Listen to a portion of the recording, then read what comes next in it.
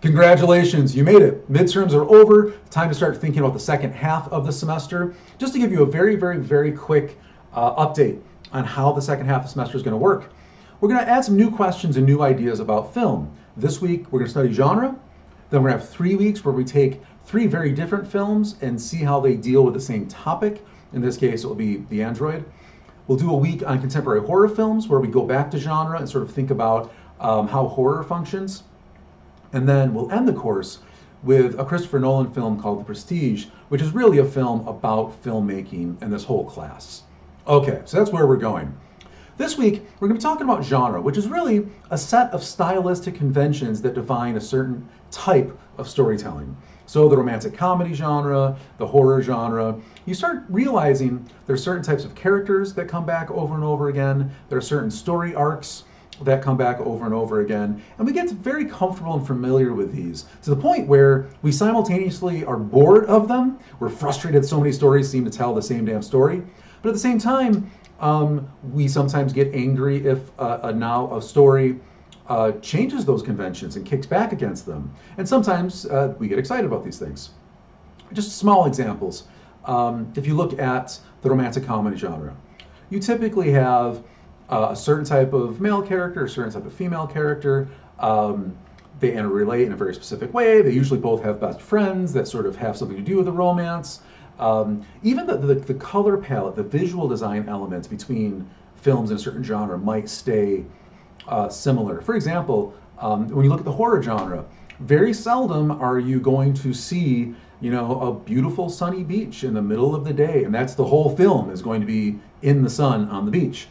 Even in thinking like something like Jaws or what's that Mandy Moore film, 28 Meters Down or something. I'm getting the number wrong, but you might get some beach and then we're going to get nighttime and then we're going to get underwater and these other darker colors, etc.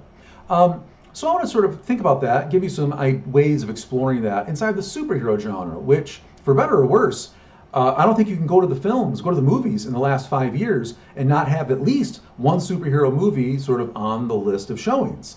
And for about 20 years now, superhero films are becoming more and more popular, gaining their own sort of traction, their own type of genre. We've had them before, but I think because of CGI and because of all the money that Marvel and DC have been throwing towards Hollywood to make these movies, and Disney's acquisitions lately, this isn't slowing down anytime soon.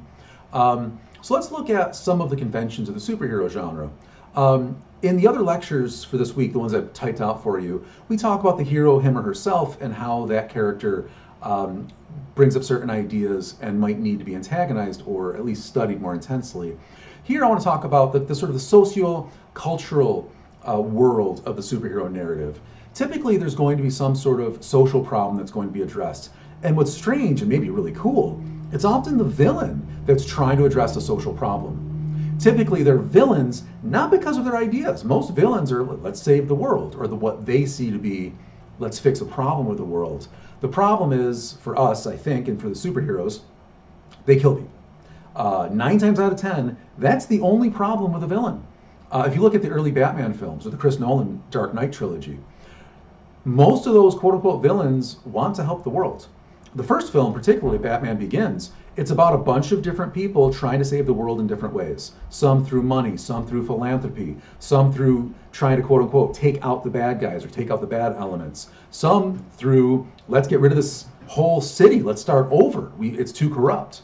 So I think it's very important in contemporary superhero narratives to figure out what's the villain, if there is a villain, what are they trying to do, what are their goals, what are their methods, and did they win?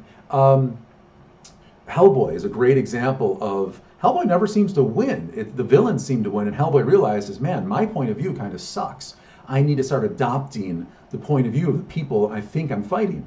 Perhaps the Black Panther, one of the newer movies that came out, it does a really fantastic job of this, where the heroes sort of fulfill the problems, not fulfill the problems, but address the problems that the villain, Killmonger, wanted to be addressed. So some cool things happening regarding how we look at culture, sociology, and different types of lifestyles in these superhero narratives. The other things I want us to think about, beyond the superhero and the villain, who are all these other characters? A lot of times we'll see a love interest. A lot of times we'll see a friend who does or does not know about the dual identities of the hero. There's usually people caught in between, sort of sometimes going back and forth between quote unquote good guys, bad guys.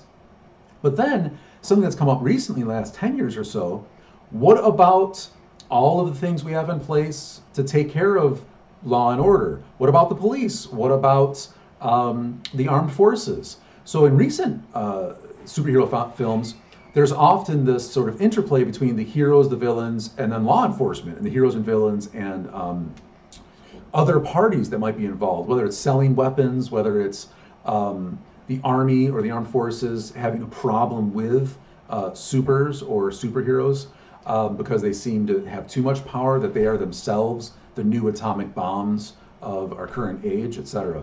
So lots of different ideas you could be thinking about as we approach V for Vendetta. This particular film, I think, is very much trying to kick back against the superhero genre in general and sort of deconstruct its basic assumptions about good and evil, deconstruct the very idea of becoming a hero and what that means.